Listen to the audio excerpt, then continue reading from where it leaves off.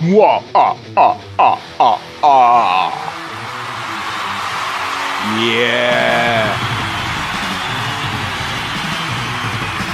I am Johnny Boy, the consumer monkey McDonald. This is Business Live Global. What is this? It's a show interviewing movers, shakers, business makers, paradigm breakers all over the world to be a part of our international collective and share your knowledge with our listeners and our wider business group. I certainly urge you to join Business Live Global to be a part of an international networking movement that's bigger than any have been yet conceived of. So, you get to choose the questions we ask, and you get to choose a song that's your favourite, which we played out on the Business Live Global radio station. So, let's see who we have in the chair today.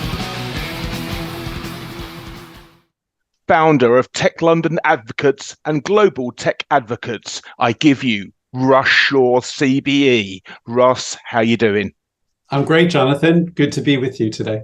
Thank you very much for coming along. Now, we were talking before we started talking about the amazing reach of this brand. It's becoming international, and you are collaborating with several offices you were telling me about this morning. So tell me a bit about your background and how did you get the CBE for doing this?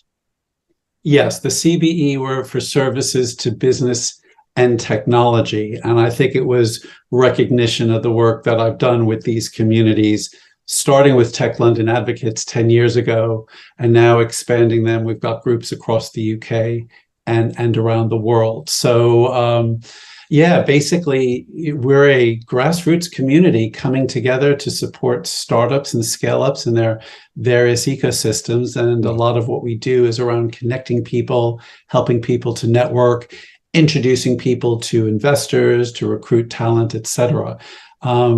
Everybody in the community is a volunteer.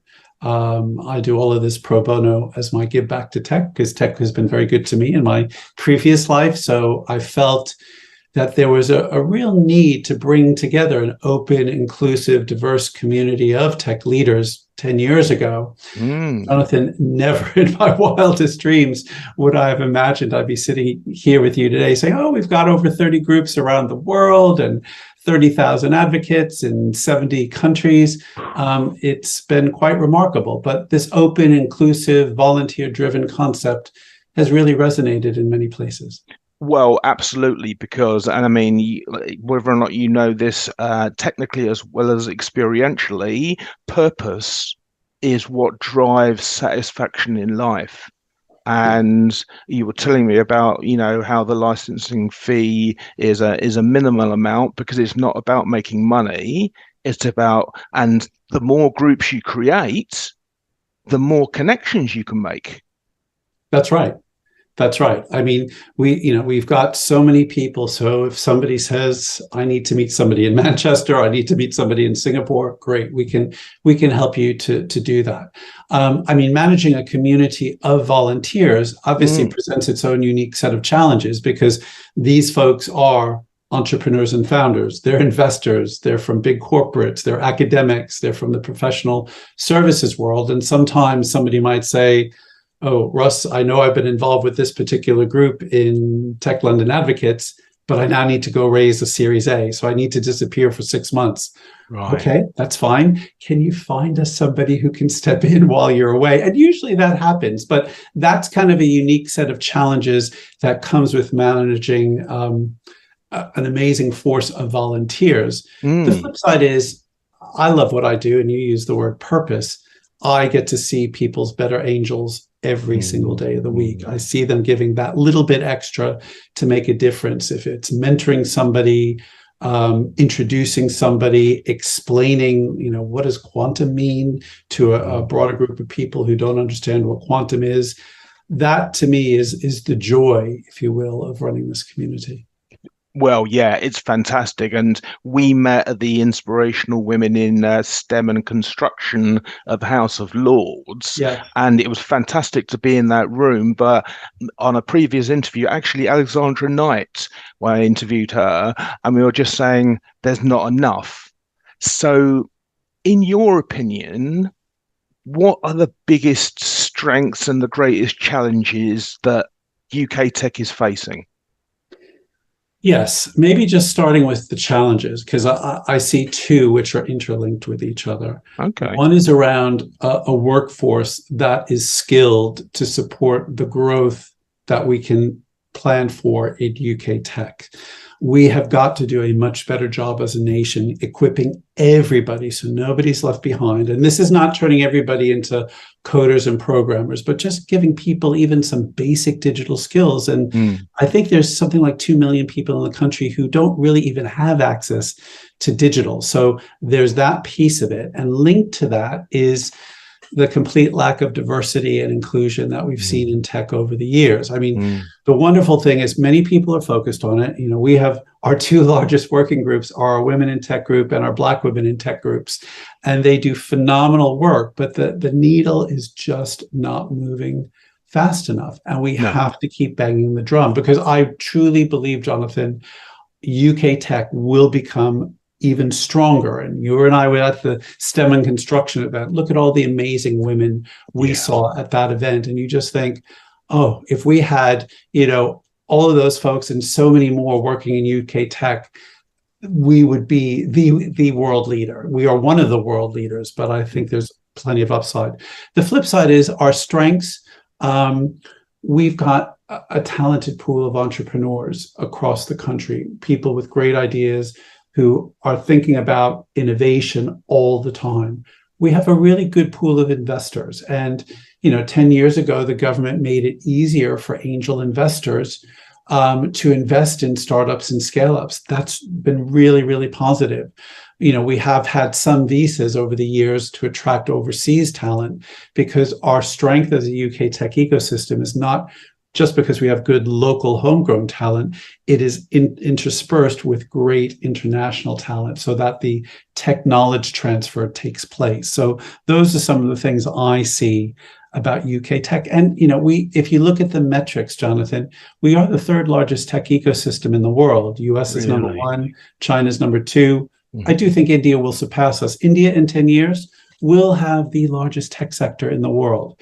But for the UK to be up there with those three other nations who are just enormous in terms of size, scale, and geography really makes a great statement about how we operate as an ecosystem.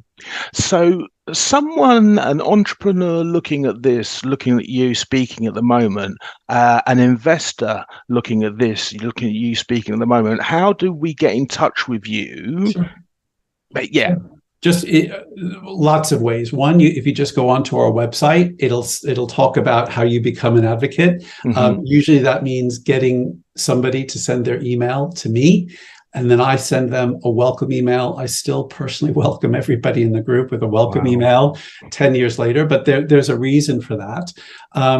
If you're on LinkedIn and you say, look, I heard about this from the Business Live Global podcast, great, just put that in your message. Our working groups are doing events all the time.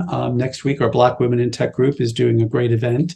If you go to one of our working groups, then we'll make sure that we include you in the community. How many working groups are there a year? So the London group has about 30 to 35. Our Global Tech Advocates group has 8 or 9. So there's over 40 different working groups. So usually there's not every theme or initiative or whatever is represented, but many of them are. So if you're interested in AI, we've got a data tech group. If you're interested in scaling businesses, we've got a scale up group.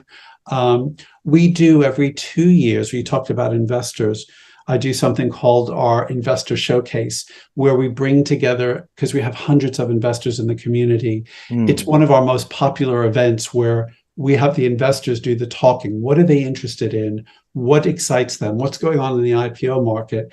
And there are many startups and scale-ups in the audience. So we do a lot of work with the investor community as well. What gives you being a purpose-driven individual as you are, what gives you that ring of satisfaction? What do you like to see happen? Yeah, it's a great question. I mean, I get asked about all the what am I measuring? What are the metrics? And we have some of those, but by and large, for me, it's when I get an email or a text message or a WhatsApp message from somebody that said, I met somebody at this event, this TLA or GTA event. We're now working together on this. They've invested in me. I recruited some talent. So when I get the stories about how the network and the community has helped people, and I get a few of those a week, that to me is what makes my day. That is, total satisfaction. Mm. Well, I mean, I'm no longer surprised that you've got the CBE. Is there anything you'd like to say before we come on to your song, which is Fleetwood Mac Dreams? Is there Yes. anything you'd like to say just to wrap up? Well, again, for your listeners, do reach out. It's, you're very welcome to join our community. Hopefully you can engage and see what's going on. And even if you're not a techie, we have lots of non-techies in the group who are part of the community because they just want to learn more about what's going on in tech. So I guess that's the last thing I'll say. And Dreams is one of my all-time favorite songs by Stevie Nicks, who is still on tour even though she's 75 now. Well, so I've got what a great brand, what a great legend. Absolutely. Remarkable woman. I'm playing the live version, so it's on stage. So fantastic. Russ Shaw, it's been an absolute pleasure. I look forward to speaking to you in the future. Take care. Good luck. Bye-bye.